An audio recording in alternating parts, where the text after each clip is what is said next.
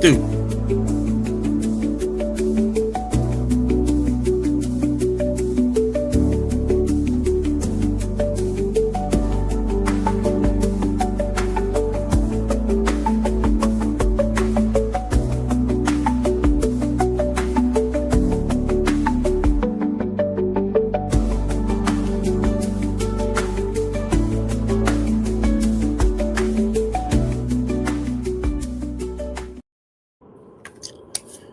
Hey guys, this is your boy Nappy Nick. This is the Dual Threat Podcast.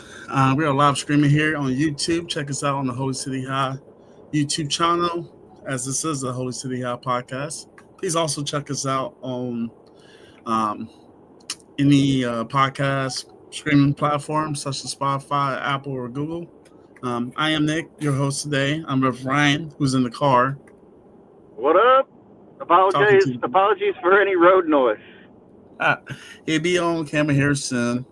Highly convenient that our two Clemson residents are not available this week, as we have the big game breakdown before State traveling up to Clemson. Clemson coming off 46-45 loss to Duke this past week. I guess I'll hide my face too with that. Yeah, I believe the term is scaredy cat. Scaredy cat, man. It was Halloween, so I give them a break. I said daylight savings. They might be off a little bit. It's election day too, so. I think some tigers have been declawed. That's what I'm thinking. I guess they can get their cat leather. Get them started, right? Yeah. Just mucking around in it. Just mucking around. Let me do my share screen right quick so I can pop. Technology's been battling me there. I don't know why. There we go. Boom. And boom. All right, guys. All right, we're going to review Week 10. Past week. Sorry for missing you guys the previous week. As review, as I said, one of the bigger games. Well, it wasn't a bigger game. It was actually a pretty good, fun game you actually watched. But it was Clemson at Duke. High scoring affair. I guess that Clemson offense got fixed a little bit. Just the defense was a no-show. Any quick thoughts on that game, Ryan? You know what? I mean, I'm still surprised that Duke came out with the win. I know a lot of people want to blame it on that last play call that resulted in a touchdown for Duke to send it into overtime. Missed call, I should say, by the refs, is what some people say. I say maybe you shouldn't have been down 28-7 in the first quarter. But Cade Klubnik, he still looked great. It's probably the best I've seen him play all year, which is unfortunate that they couldn't pull out the win. But he had a lot more time in the pocket than usual, made a lot more surefire throws, hit a lot of players in stride and on the back shoulder, more difficult throws that you consider those NFL caliber plays that, scouts were touting to see out of him coming into this year. So it's good to know he hasn't lost it. But, yeah, defense for Clemson is miserable right now. Yeah, it's probably one of the biggest head scratchers because, going to the preseason with Clemson, this was supposed to be the strength of the team. The Clemson defensive line was praised as probably one of the best, at least the best this season, if not maybe a potential all-timer. And these guys have not lived up to the billing. Now, this doesn't mean that they won't make it to the NFL draft and ball out in the NFL, but as far as this season, they have been a massive disappointment for it. But I won't be trolling Clemson too much. No. Go ahead. We won't beat up on them too much. Duke did that. Not too much. You can go get your last thought out before I move on to some of these other games. Oh, yeah. I was just going to bring up, we mentioned it before. Mel Kiper still has two of these guys in the top 10. So it's got to make you wonder, on that defensive line, I should say. Yeah, they can't seem to get pressure. So it's got to make you wonder, is it a scheme? Is there a lack of team chemistry? Are there people not meeting assignments? What has yet to be corrected in their now 8th game of the season that still so many miscues are happening to allow a lot of big plays by Duke and Mintz specifically at quarterback? Mintz? I don't remember how you say his name. The new Mensa. It's Mensa. Mensa. Yeah. Some other quite big upsets. We had Miami going down to SMU in overtime, 26-20. West Virginia, I know Matt commented in our private chat, getting the upset on Houston on the road, 45-35. Anything else? Was there any other big games?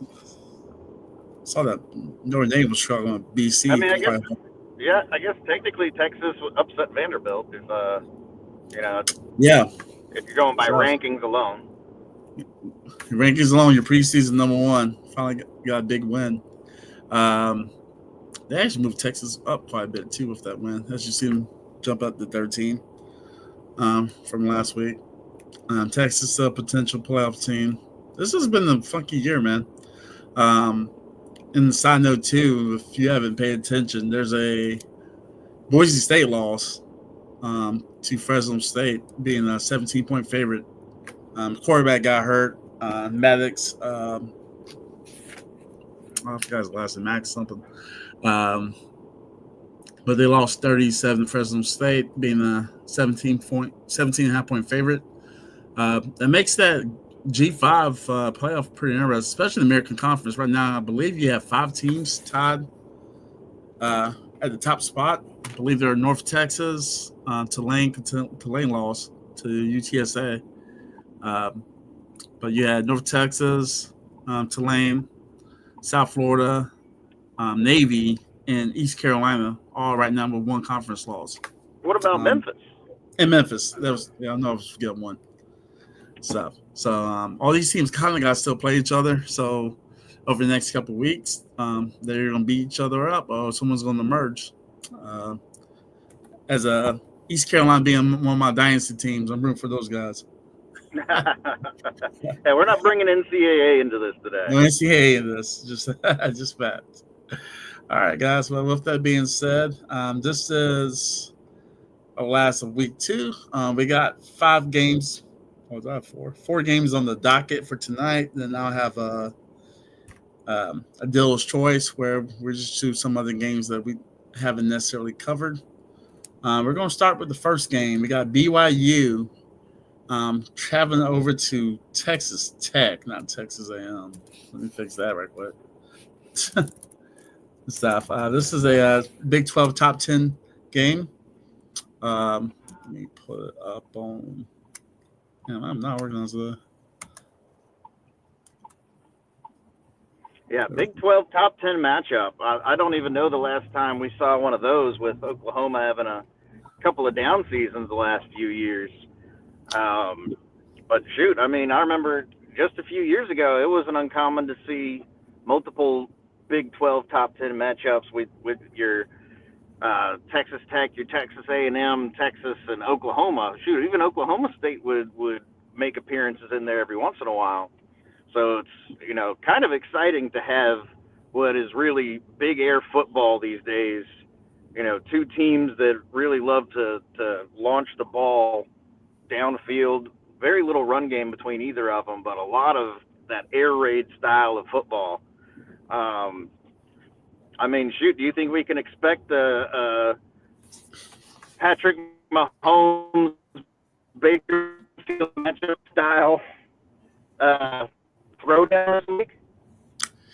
Well, that really depends on your viewpoint of BYU. Now, for going to preseason, and it's not just me, and plenty of people have said that Texas Tech is the favorite to win the Big 12. I think a lot of that is because not only their offense, but really their defense. The defense has showed out. I know they got one loss to Arizona State. That's when the quarterback got banged up during that game, 22-6. But since then, 42-0 for Oklahoma State, 43-20 on the road to K-State. They get BYU at home. They are 9.5 point favorites in this game, which was kind of surprising given that both these teams are in the top 10. But I guess the real question is, can BYU stand up to this offense, and can their defense get some stops? Especially being on the road. I definitely think their defense. Yeah, I definitely think their defense is capable of it. I wouldn't say BYU has the strongest secondary in the Big 12, but as they usually do, they've got some real big boys up front who love to get a lot of pressure, really push through those offensive lines and disrupt the quarterback's play style. And Texas Tech, we've seen already, that offensive line, they get rattled. They don't to rely on to draw the pressure from the defense. And that's something that BYU's used this year, that large defensive line to disrupt their opponent's play. Yeah, most definitely. I will say this is probably the best offensive line BYU has seen all season at this point by far. And sometimes BYU does play with their food. They have a couple close calls. One with Colorado, getting a 3-point win out of that one, and that was on the road too. They're not a very good. I'm gonna say a very good road team. They're undefeated, obviously, but they do play with their food a little bit when they're traveling away from Provo. Stuff. So, but for me, they seem to struggle a little more when they're not at home. Yeah. At home, BYU has a pretty good home field advantage, up there in the mountains. Mormons like to be close to the sky, Yeah. I mean, shoot, have you seen that place? It's quite a place to have a home field advantage. Oh, most definitely, man. It's very scenic up that way. Very scenic up that way. And those are passionate fans, too. Very passionate. You're up in the mountains. You're limits of what you can do. You might lose me here for a second, but I'll be right back. You're already good. I'll hold the fort now. I'm going to carry on to the next game once Ryan jumps back on. Big Ten matchup. Very underrated. I'm still trying to figure out how Iowa's not ranked. We see when the college football rankings come out. That's going to be available at 8 o'clock tonight on ESPN. If you're like me, who does have YouTube TV, and right now is a casualty with the dispute between Disney and Google, essentially, about us not being able to watch our sports. College basketball starts tonight, and I can't watch the games because up there. So hope those guys can get that figured out for us. But with that being said, we got Iowa and Oregon. Oregon's traveling to the road, I believe. Let's pull this up as y'all can see in real time. If I can get off the screen. There we go. 1, 2, 3. There we go. Oregon is 6-point favorite in this game, traveling over to Ames. Ames for that. Now, Oregon's coming off. Let's look at the tail of the tape right quick. Oregon so far is 5-3 against the spread, 7-1 straight up. Iowa's 5-2-1, 62 straight up. Oregon's averaging 41 points a game. So Iowa's 31, about 483 yards. So Iowa's 317. Passing yards, 246 in the air, 237 on the ground, 132 for Iowa. So this is going to be really a tell to take, is that can this Iowa defense slow up Oregon's offense? Oregon's coming off with a 21-7 win over Wisconsin. Iowa's come out blowing out Minnesota 41-3. So far this year, Iowa has put up 2 40-point burgers. This might have been one of the best offensive seasons all year. And they're a really good team. Only 2 losses so far in the season are on the road against Iowa State, 13-6, and against Indiana, who usually blows everybody out. They lost 15-20. And same Indiana team, Oregon lost to at home 20-30 for it. Since then, that's Oregon's only blemish. But so far on the schedule, that's really the only kind of challenge Oregon has had. I guess Penn State technically was a pretty good game. It was 30-24. That was back when James Franklin was still running things. And after that, it kind of fell off for him. The real question in this game is, like I said, can Oregon or can Iowa stop Oregon's offense from scoring and keep this pretty much, if I believe it, 24-27 is pretty much where I would think they would like to go. I'm trying to think what the past history on this is.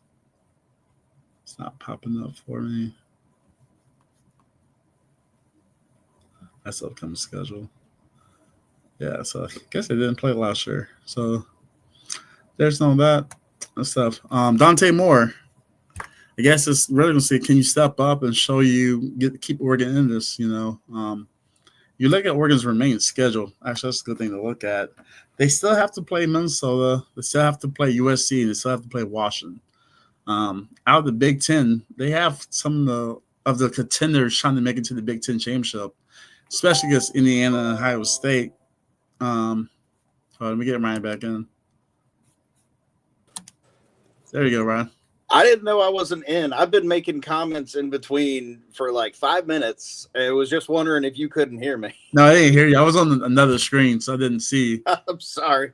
Oh, you're good. I was just going to bring up that Iowa is actually number 2 in overall defense this year.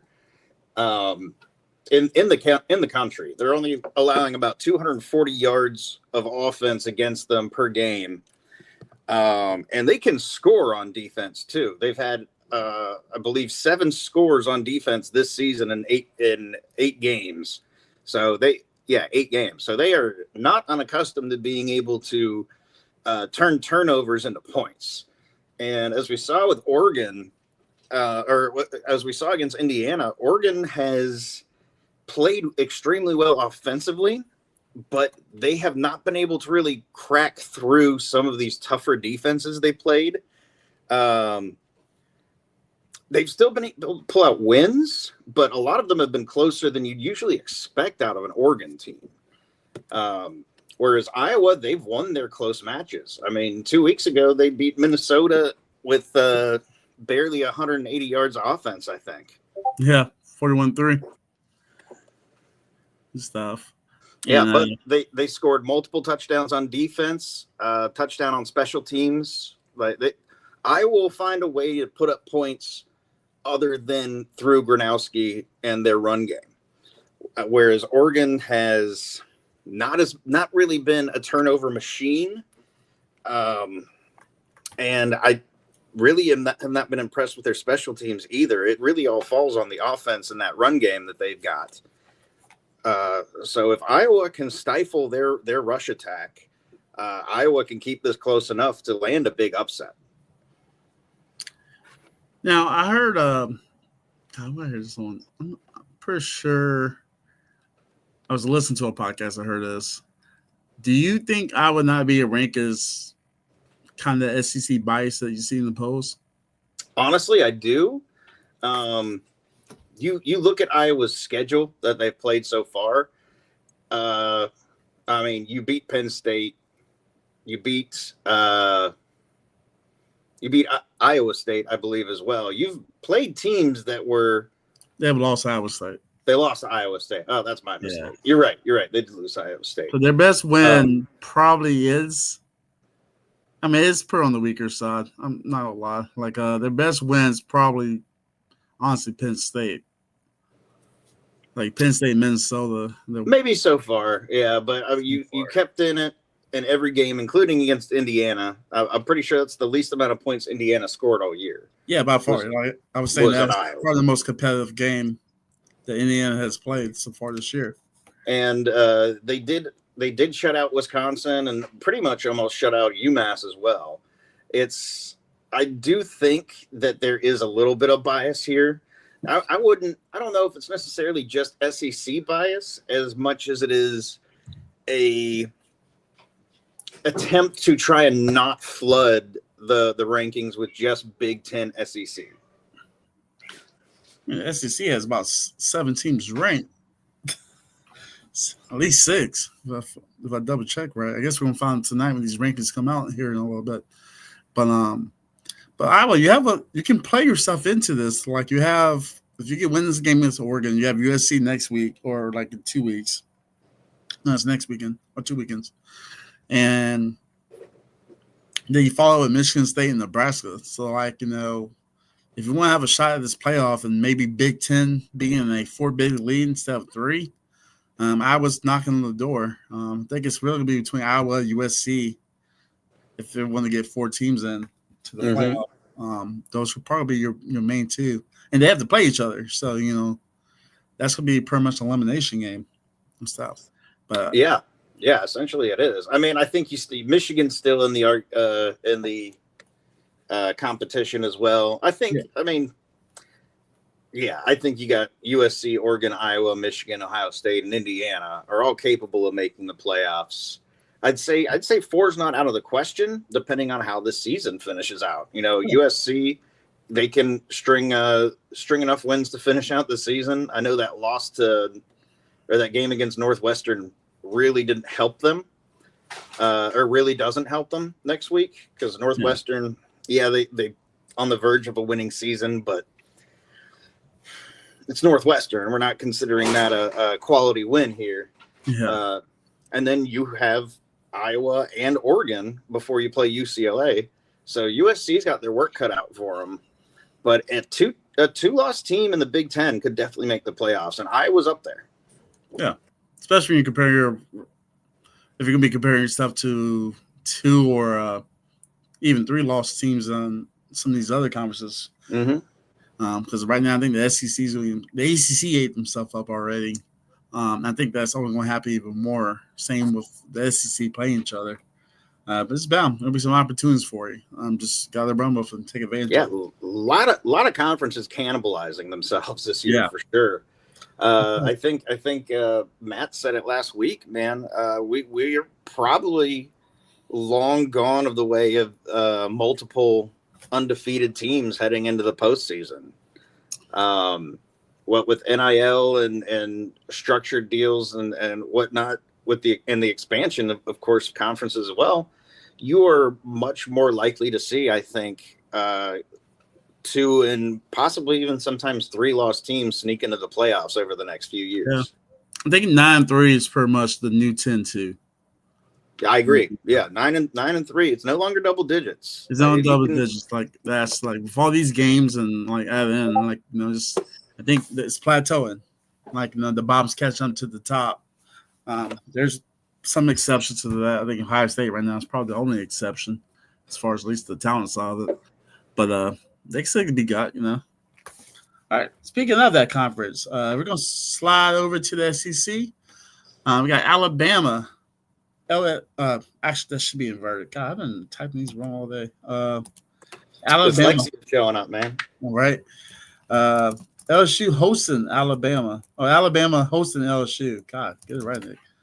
Let me take a slide over to find that game. I believe they're 9.5. I think. No, Matt sent me the 9.5 point favorites. I think Matt threw me off because he said 10 on his. And I'm gonna give you 10. Just stick to that best bets down the road, guys. LSU first game without Brian Kelly.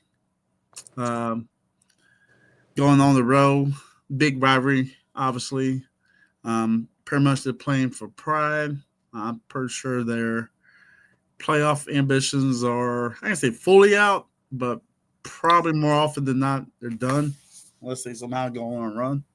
What do you think of this matchup? You think can this be a game? Like as you said, like sometimes when a coach gets fired, it's kind of like you get extra energy with the players. I'm not sure who's the interim is. I got to kind of look into that.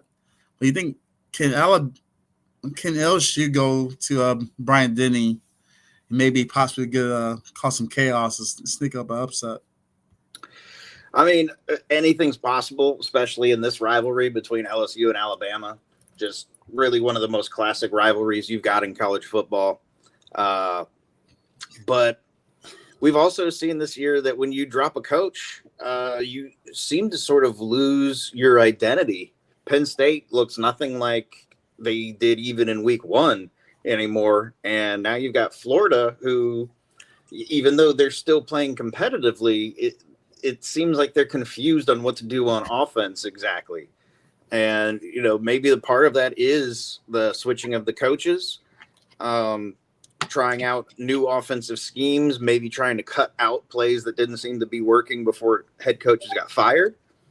But you mentioned there's sometimes when getting rid of that coach, like maybe that was the toxic that was the toxic part of the locker room. And a lot of stories have been coming out about Brian Kelly and how he made it an undesirable place to play. So who knows? Maybe these players really want to show that, hey, look, we're not just to be discarded and thrown aside. We can still match up, and we're going to show it with this new guy running the helm with Denny. Yeah, they have the talent level. They have the talent level to do it. Yeah, 100%. Interim coach is Frank Wilson. Frank Wilson. Okay. Frank Wilson. I think I'm trying to read. Was he a coordinator? You know what? Don't ask me. I was not aware of Frank Wilson before 10 seconds ago. Okay. Hey, I'll get through it. But a familiar name from Florida State's taking over the offensive coordinator dudes there too, and that's Alex Atkins. Oh, okay. Who's a former OC at Florida State. So yeah, Ryan sounds pleased with that. Mm-hmm. Well, in that case, no, Alabama wins by 50. Man, you like Alex? He did so well in the undefeated season. Yeah, in the undefeated season, we had a fifth-year starting quarterback, and we had brought in some of the best offensive weapons around. I remember the year before the 13-0 season where, they won 10 games, but yeah, look good. Holy cow, you barely putting away UNC and Duke. Yeah. So, Alex Atkins, have at it. Yeah, enjoy that. Enjoy it. LSU definitely win this game. I'm still because Bama defense isn't like elite. They're opportunistic. Like they can cause turnovers, they can make plays, but like you can move the ball on them. So if Garrett Nussmeier can protect the ball, and if Atkins can somehow develop some form of a run game against it, because like you have to be able to run the ball. You're not gonna be able to throw the ball 40 times against Alabama. Like I don't care how it's still Alabama stuff. Like still Alabama. It'll always still be Alabama. It's always be Alabama. They got players over there. And you're right. This isn't your typical Alabama defense. Because I think Kalen DeBoer really has put much more of an emphasis on the offense and focusing their primary attention on that side of the ball where their most talent lies. However, LSU, they're averaging 3.7 yards a play. That's in the passing game and the running game combined. That barely gets you a first down in 3 plays. So it's what probably, in my opinion, the biggest disappointment of any offense coming into this season when, we were talking Heisman potential, top first round pick for Nussmeier here. Yeah. And there is a lot of talent or supposed to be a lot of talent on the LSU offense. Yet you're telling me at most you're making 4 yards a play. That doesn't scream to me a capable offense.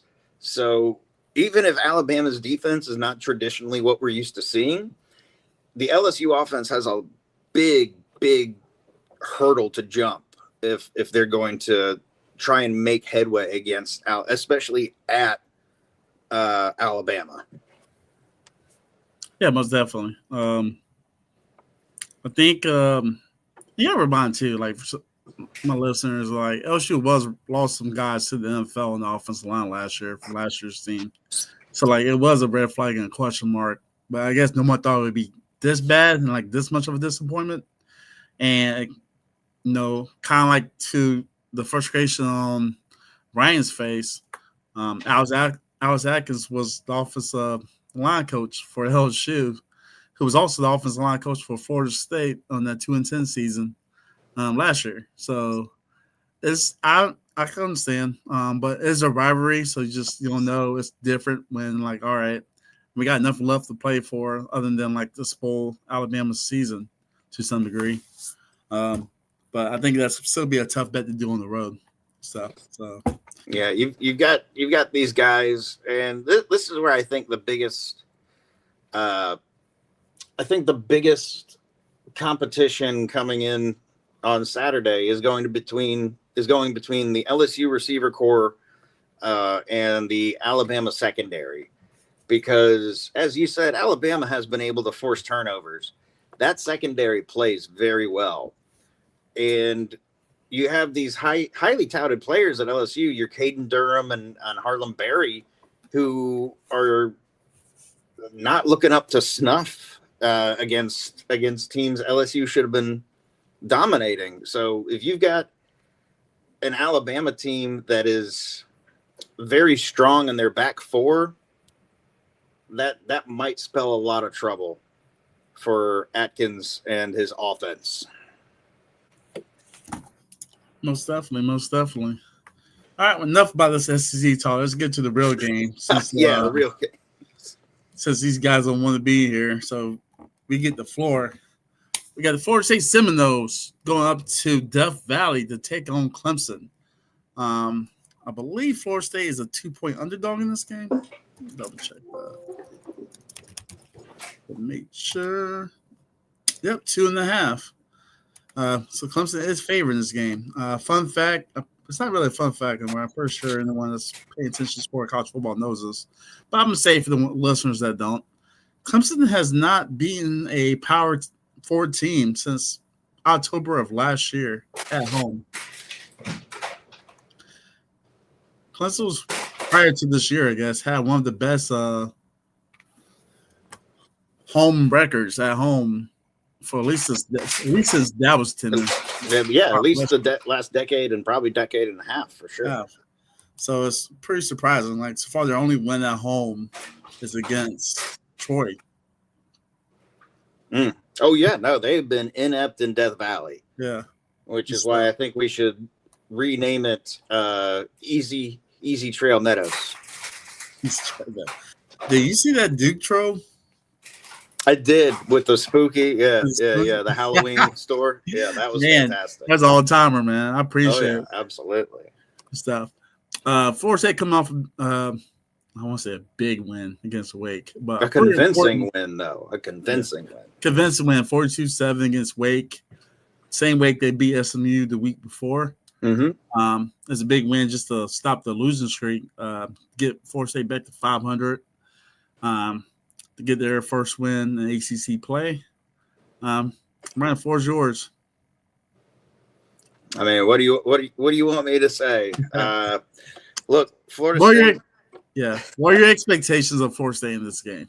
You know, honestly, and this is not just me being a homer. This is based off of how both teams have been playing this year, especially like we mentioned. Clemson has played horrifically at home this year, but one of their, in my opinion, biggest weaknesses is that Clemson gives up a lot of big plays.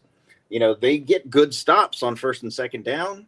They have one of the worst third down conversion rates of a defense, and I think one of the 3 worst in the ACC, let alone in NCAA as a whole. Whereas Florida State, that's where most of their yardage comes from. You know, they do have an effective run game, but it's those big bootleg play action bombs where Castellanos really ignites the offense. I think that spells a lot of trouble for Clemson.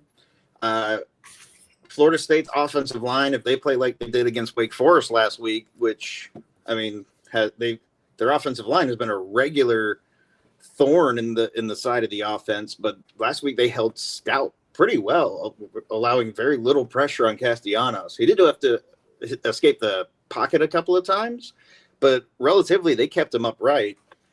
And with Clemson unable to get pressure on quarterbacks this season, Florida State's offense could really flourish, and they could execute some of those big plays that Clemson seems to struggle so much in stopping. This could really be a benefit to Florida State. The one thing they really need to do, which Clemson has been able to prevent so far this season, is establish a strong running presence, which FSU has done a good job of so far. They don't stray too far one way or the other on offense, whether it's passing or rushing, and they rely heavily in important down situations, third and short, first and long situations on that run game to garner yardage. So if they can if they can break what the one strength Clemson's defense does have and get a solid running game going and open up the playbook so that Castellanos can throw that ball downfield, Clemson could be in a lot of trouble. Yeah, it's almost gonna be a necessity. Like Castellanos isn't a traditional dropback quarterback. It's kind of like what's in that. It's gonna have to be on the big play. Lure them with the run, whether it's the QB scramble or running power, or doing counters, traps, or reverses. Then catch them sleeping on a deep post or those reverses with Danzy have been devastating to a lot of opponents this year. Yeah. Don't see it coming. It's just the eye candy that throws you off. You see orbit motion or something. They catch you on zone read, or RPO or something. All of a sudden, boom, hit you. And Castellanos is quick enough, and I think he reads defenses well enough that he knows when to hold on to the ball and when to let it go. And that's like, draw them in, force them after you, and pull those guys in from the secondary upfield. You've got speed in Deuce Robinson and Danzy that you can use to undermine Clemson's defensive scheme. Yeah, without question and stuff. I guess I'll play the devil's advocate and speak a little positive from the Clemson side, since Clemson boys don't want to be here today. Somebody has to. Somebody has to.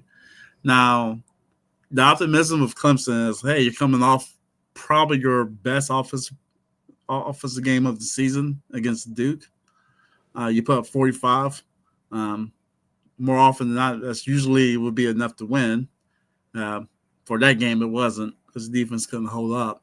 So if Cade looked comfortable, now with Tony White attack Cade with blitzes and disguises, that's where I think you kind of worry about, especially with Clemson having pretty much no running game, which is unforeseen. You're putting a lot of pressure on Cade to not make mistakes against an offensive line that's been a little too shaky. But I think if Clemson's going to not even have to crazy run, because Florida State gives up on the run a little bit. They're not elite. They give up some yards, but if you have no threat of it, you have to do some, at least a draw plays, maybe a quick screen, kind of keep them honest. But if you expecting K to drop back like he did against Duke, against his Florida State defense, which the secondary has been pretty decent all year, and Clemson's not even at full strength. Westco was out for the season. Both, I believe, a broken leg. So also this game's on the ACC network for everyone that's aware. So this isn't a Nelson rated game. So I don't believe, and don't quote me on this, I don't believe they're going to get that, the ACC's based on views as far as the payout structure is. So I think this is a big FU from the conference. Yeah, right? Yeah. Yeah. Let's put the two who don't want to be here on our network, so we don't have to give them any payouts for viewership. Right. How could let's hide them on our own network. They got on the in the ESPN slot? Do I want to know? From the ACC? Tell me. Virginia and Wake Forest. Yeah, I mean, I guess Virginia right now is your highest ranked team. Yeah. Yeah, they could sneak it in that way. But before we move on, you did mention blitzing to disrupt Clemson's offense because they don't have such a strong run game. And that has not been Florida State's strength this year. But last week we saw it a lot more, blitzing rather from the nickel and dime packages, blitzing your corners and safeties, which that's supposed to be FSU's strongest unit. Why it took 8 weeks, until we started blitzing out of the nickel package, I don't know. But, when you've got maybe one reliable linebacker on your defense, I don't know why you're trying to rush 7 up front instead of, using your quickest, strongest players, most talented players. Yeah, most definitely. I think they kept it simple against Wake, too, because you look at that game. It wasn't crazy scheme, but it was just kind of allow these players to play free. Don't let them think and hesitate, and that's what kind of get mistakes. let them play relax. Just just play a little more man of zone coverage. Mm-hmm. This is send blitzes on third down. We're not necessarily expecting it, but kind of catch them off guard. Like I said, coming from the secondary. I wonder if Clemson stuff. I bet Dabo's is missing Brent Venables. Mm-hmm. They really are. Absolutely, right, yeah. If there's anybody who hoped that Oklahoma let him go last year, it's Dabo. I guess one last question before we move on from this game. Scroll down. Is there any chance that you seen that Clemson won't make it to a bowl? Because after this, they still have to play Louisville on the road, Furman, and South Carolina, and right now they're 3-5. I'd say there's a chance. Louisville is pretty good this year. I'd say one of the better teams in the ACC. What was their? Who's their one loss to? SMU. SMU. Yeah. Who just beat Miami, so that's not exactly a bad loss conference-wise. And South Carolina rivalry game, I believe that is in Bryce? Yep. Yeah. So look, that's tough enough. Yeah, you get your Furman game, sure, but that sandwich between two very difficult games, and South Carolina's there. We have no idea what their season is going to end up like. They're going to want to win that game. They're really going to want that game. Yeah. And if Clemson's already lost to Louisville, man, they might be out. They might out themselves for the season after that. Yeah. I think there's a definite chance Clemson doesn't go to a bowl game this year, which would be shocking. It'd be the first time in Dabo's tenure since year 2? Since year 1. Year 1. Oh, yeah. Okay. Yeah, year 1. When he took up as an intern, I believe. I double check. Don't quote me on that. For it. On the opposite side, let's talk to Mike Norvell. Essentially, even if there's Virginia Tech and NC State and Florida left, given how Clemson and Florida 4 or 5 year coach and Clemson having probably the worst season in recent memory. NC State getting a big win against Georgia Tech on the upset. Like you said earlier, I think a couple episodes ago, going to Raleigh, especially the game being on a Friday night, it's always it always spells trouble for Florida State. Right? They've played a few Friday night games in Raleigh, and it has rarely worked out well for them. Yikes. Do you think that if Mike would needs to go pretty much 8-4 to cool off the fan base a little bit on him? I'd say 8-4. I'd say 8-4 should cool it off for the fans. But by the university's perspective, with all the money invested, honestly, I'd say 7-5 gets him another year, at least from the administration. It's still a 5-game improvement from the year before, which most teams expect a 3-game improvement at best. So a 5-game improvement, you're already beating the metrics, and he'll still be owed almost $30 million in buyout next year. So, you drop about 20-something million off of his buyout from this year, but 7-5 gets him another year with the administration. 8-4 cools off the fans. If you can beat Clemson in Florida. If you beat Clemson in Florida, I think the fan base needs to keep their mouth shut at least for one more offseason. Yeah. Like I pretty much will say that, and losing one of our recruits today didn't help. But no, I think like our win total for the season was 7.5. So 8 wins. Mm-hmm. It's just the way if you get the 8, the way you got the 8 wasn't the way you expected. Right. But you got 8. But you got 8. So I think that would be comical. And I'll apologize to Mike a little bit too. I know I went on that rant a few weeks ago after I had Stanford Laws. Actually went pretty big on YouTube. Yeah, you did. As far. What I said about him, it's fully true. But I think it's taking a step back and just realizing the landscape of college football. Just realized there's mediocrity everywhere. Mm-hmm. It's not just in Tallahassee; it's across the board. So I'll push off, but I mean, you still shouldn't lose to Stanford. Like that's Yeah, don't do that again. Yeah. Yeah. Like that's what bugs me. It's like the Stanfords, the Jacksonville States, like those games. There have been those losses that 15 years ago you would have said no way.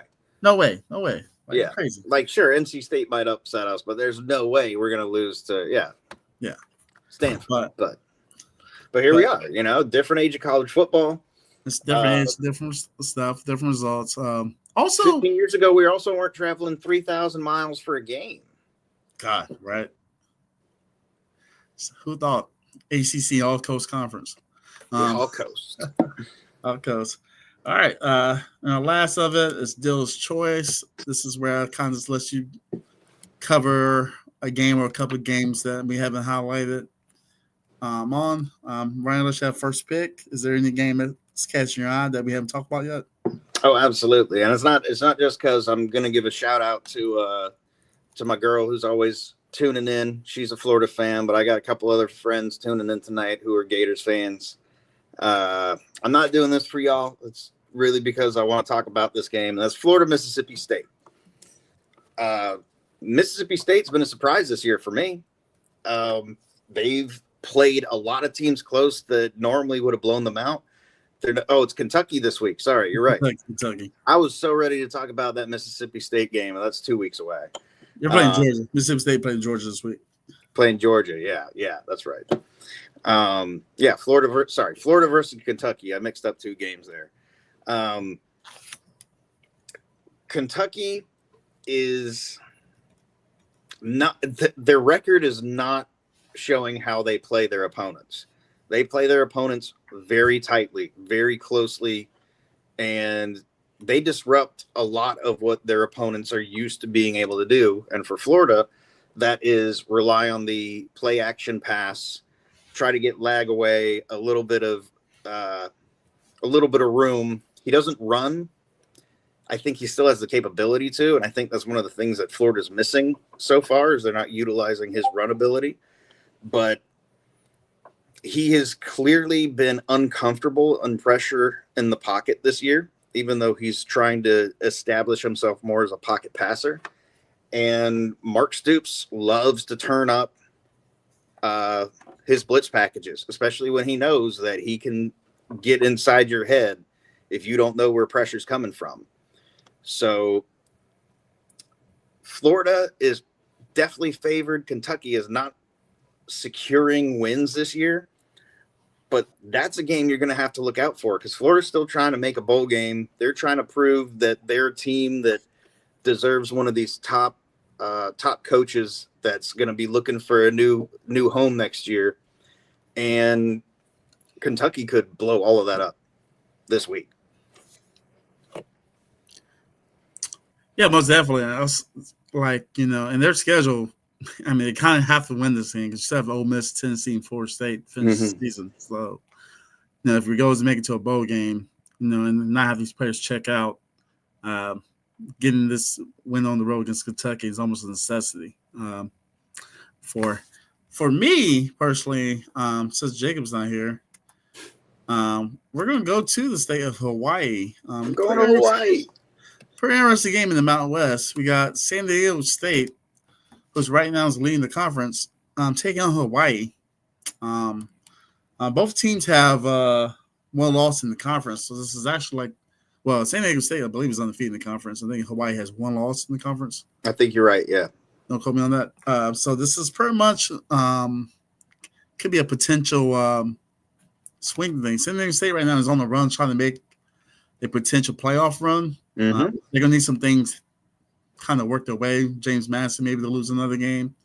And the American pretty much need himself up to have a shot. But this is probably one of my favorite teams to watch that no one's really talking about. Stuff. Don't forget, they blew out Cal a couple weeks ago, like 34-0. Yeah. And stuff. Back when Cal was actually not great and decent, but they're a pretty decent team. They blanked Fresno State 23-0.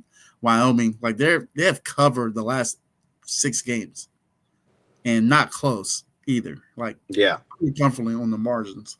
So I think the assets, but Hawaii's a pretty underrated. Like Timmy Chang has got him humming. I've been waiting for Jacob to give us the interview. Freaking Clemson fans again not coming through, man. Just never do. They just never do. Never do though. But I don't know why we still allow them on here. I don't know, man. It's about to be a Florida State pod. Get to the group. But might as well put on a team that people want to hear about. Right. But if you're up late night Saturday and got much to do at 11 o'clock, you want to catch the last football game at late, I think that'd be a good run for you. Hawaii, San Diego State. They San Diego State was going to win, but I think Hawaii's more often than not will cover. See, I think they're going to continue their path of blowing that line out. Honestly, I'm actually not sure. Is AJ Duffy still the quarterback out there? Yeah, he's the lead. He's a starter. Dang, man. Yeah, that's one player we missed down at Florida State for sure. Yeah. But hey, I'm happy for him. At least he's performing well. He's back on the West Coast. They're getting wins. Hey, he's got him. Like you said, a few things might have to go right, but he's got San Diego State looking at a potential playoff spot. So, stop. More props to him, man. Yeah. Hey, way to go, Duffy. You were at Florida State once. You're still a Nola in my book. Yeah, man. That's the credit just so somebody at Florida State gets to go to the playoffs. Yeah, right. Must be nice. Any games you have on the docket? I'm trying to look through and see if there's. Well, since I already started talking about it by accident, I guess I'll go into the Mississippi State-Georgia game. Not super different from what I said about Kentucky, Florida. Georgia, yeah, they're winning. They're winning games by a smaller margin than we thought they would. And Mississippi State has kept a lot of their opponents really close. I don't think they've really been blown out except maybe once this year. Robinson, the quarterback down at Mississippi State, he's a huge cheerleader for them. And that team, that offense follows him on that field like soldiers used to follow generals in a battle, man. Like, he gets them pumped up. He gets them ready to go out and face that defense again. So Georgia, they're going to have to come up with a little more than they have been lately against Mississippi State, especially because I believe that's in Starksville. Yes. Those cowbells get annoying. I promise you. Man, and they're loud. And it is loud. So Georgia, this is not a team. Despite we thought Mississippi State was going to be the bottom dweller of the SEC this year, this is not a team that you can overlook right now going into the last stretch before the playoffs. This is a game that you got to be prepared for if you're Georgia. Yeah, and all it takes for Georgia is one bad game. Like, Gunnar Stockton's he's not elite.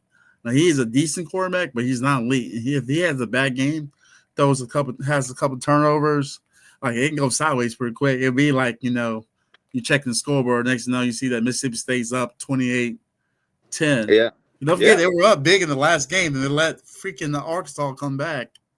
God, I couldn't believe that. They were up like 17 in the fourth quarter. I think Mississippi State still won, though, didn't they? No, they lost. They lost? Arkansas won that one. Good. Hey, you know what? Good for Arkansas. Arkansas lost. Let me double check that. Don't quote me on that.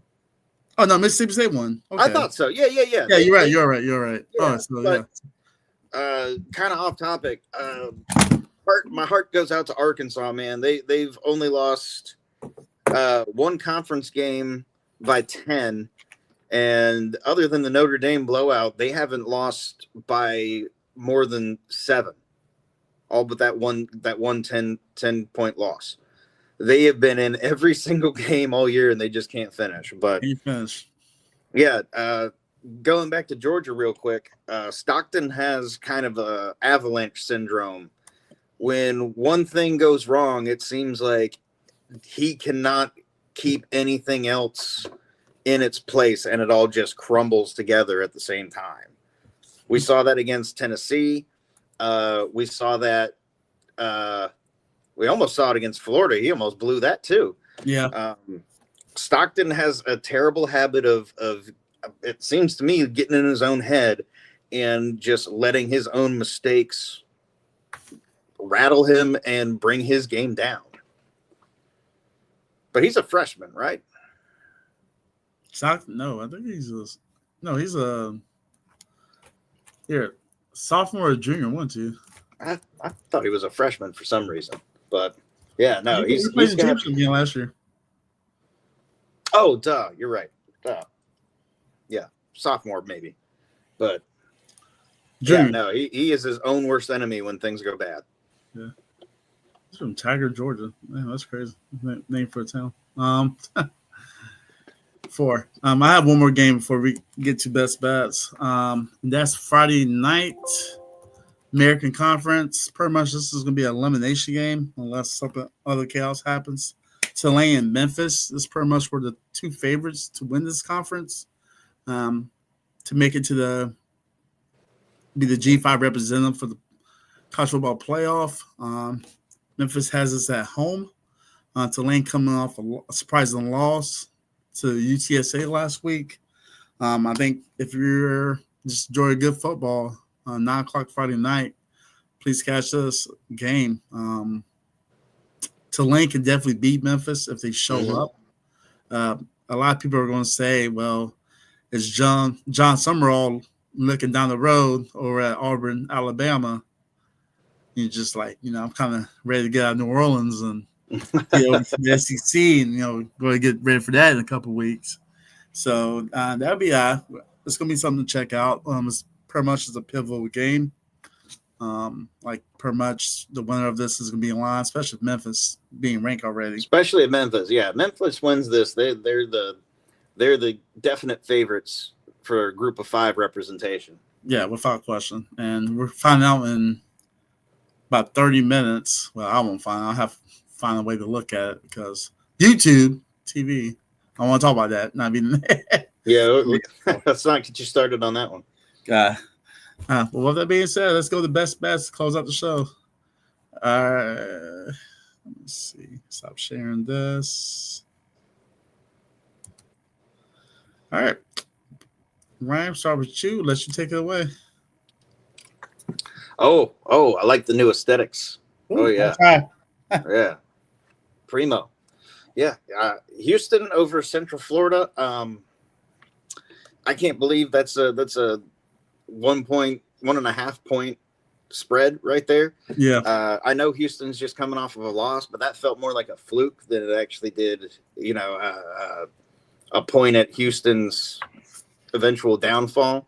And Central Florida, man, I mean, they have struggled so many games to score points. And then I think twice this year they've scored over 50. So you have no idea who you're going to get when it comes to Central Florida. But at least when it comes to quality opponents, they have not looked the best. So that's an easy pick for me. Why is Wisconsin in yes, I just realized that. Freaking AI, man. Ain't just AI for nothing. Get the job done. I looked at that for a second. That surprised me. I mean, hey, look. It looks pretty. That's the point, right? Looks pretty, right? But Southern Miss, yeah, I've got them over. I don't even remember who they're playing now. I'm so distracted by that. But I mean, over Arkansas State. Arkansas State, yeah. Southern Miss is 6-2. Their coach last year, man, he went almost undefeated with Marshall. Still can't believe Marshall didn't try to retain him, but hey, he's at Southern Miss now. He's having a good season at 6-2. Arkansas State, they really haven't been a team to be afraid of since Gus Malzahn left. So Southern Miss, easy pick for me, even though it's an away game. Now Washington over Wisconsin. I don't usually like double-digit spreads, man, but Washington's been balling lately, and Wisconsin seems to just get worse and worse every week. I think they've been shut out twice this year already. So you've got a team who's riding hot right now with the Huskies going into Wisconsin. Easy pick. I definitely think that they beat that 11-point spread. I wouldn't be surprised if Washington wins by more than 20. UF and Kentucky. I mean, 43-point money line, but look, this is a rivalry game. This is a game that we are used to seeing at least one team score 30 points, if not both. So even though neither of them are really, you got the UCLA there. I know. I was rushing, man, so I couldn't get an A for effort. Yeah, you get an A for effort. Austin traffic. Yeah, hey, oh, that's right. Yeah, so we'll give you a B+ in execution. I'll take it. But yeah, rivalry game. I'd be surprised if one team doesn't score at least 30, 43.5. That's a real low money line. I'm happy to take that, or not money line, but overall, I'm happy to take that between those two teams. And Nebraska, I know UCLA's pulled a couple of wins out the last couple of weeks, but I still think Nebraska's definitely overall the better team. Yeah, they're traveling on the road, going out to LA, but I think some of UCLA's magic is worn off. Nebraska, they're not the top of the Big Ten, but they're still a quality opponent. I expect them to cover that easy. That's easy money right there with the Cornhuskers. All right. There you have it, guys. Those are Brian's best bets. We're going to move over to Matt's. Run through his pretty quick. Matt starting with the money line of Florida State. Oh. Over Clemson on the road. See, even they know. They even know. See, I think Matt's trying to come over, man. I respect that. We got Georgia covering 8.5 against Mississippi State. Texas Tech -10 versus BYU. Oregon 6.5 over Iowa. And Bama covering -10 against LSU. Hey, I'm surprised with Matt picking that Oregon at 6.5. He doesn't usually bet against Iowa on the spread. Yeah, man. And probably got him some new Nikes. Feeling brave that That's probably what it is. That's golfing. Breaking them in at softball right now. Breaking them in softball right now. It's perfect weather right now to go golfing. Can't fall on that. All right, you got Nick's best bets. Week 11. God, mine's even worse than what I did with yours. I'm glad I wrote them down. God. So ignore the Washington at Clemson. Washington at Clemson, right? If you're watching this live, ignore the graphic. I'm just going to read off them. I got Washington -11.5 on the road against Wisconsin. I also got the Florida State money line against Clemson. I think Clemson's dead fish. Wait and see. Give me Stanford +8.5 going across the country to Chapel Hill. All right. You're not worried that's a noon game? Nah, I think Andrew Luck got something in store for them boys. All right. Franklin Luck. Hey, I like Frank Reich, man. I'm happy to see him chugging along out there. Bouncing back from his short stint as a Panthers coach. Give me Coastal, 7.5-point favorite over Georgia State. They're riding them boys. And the free concessions, more stadiums should do that, Mm-hmm. I agree, especially with college teams, man. College teams. And you got to get people to see the Chanticleer somehow. Gotta get them say, hey, man, they had a medieval times as a halftime show last week. So, there being some innovation down there in Conway. Pretty soon they're going to be the new Savannah Bananas. It's going to be doing backflips before the hike. In the playoff. In the playoff, yeah. 2027. Calling it. And give me West Virginia 6.5 over Colorado. Colorado so far has back-to-back blowouts. I think Prime. Ugly. I love you, Prime, always, forever. But I think right now Colorado is just dead man walking. I'm just glad Jacoby's not asking when we're going to hire him to be our new coach anymore. Well, there's still some people. I'm on the No Nation Facebook group. There's still people asking, we want Prime. Bring Prime over and stuff. Those are my best bets, man. Well, guys, this week 11. You got 30 minutes before college football playoff show comes on. We're going to check out the first rankings on what these idiots in this room in Texas come up with. But with that being said, this is week 11. We only have a few more weeks before football's over. Fast season, man. Fast season. God. Goes too quick, man. Goes too quick, man. Extended to 24 games. God, we have to fill 2 teams per team. Just for the injury. Okay with that. Yeah. Who's got more depth? Right. Yeah, we test it. With that being said, man, that's Ryan. I'm Nappy Nick. This is the Dual Threat Podcast. Please check us out. If you like this podcast today, give us a like and follow on YouTube. If you listen to us live on Spotify, give us a follow on Spotify, Apple, Google Podcasts. With that being said, we'll be here next week, same time. Love you always. And once again, go Noles over Clemson. Go Noles. Let's go. We out you. See you, Rod. Later, bud. I got outro video. Check out.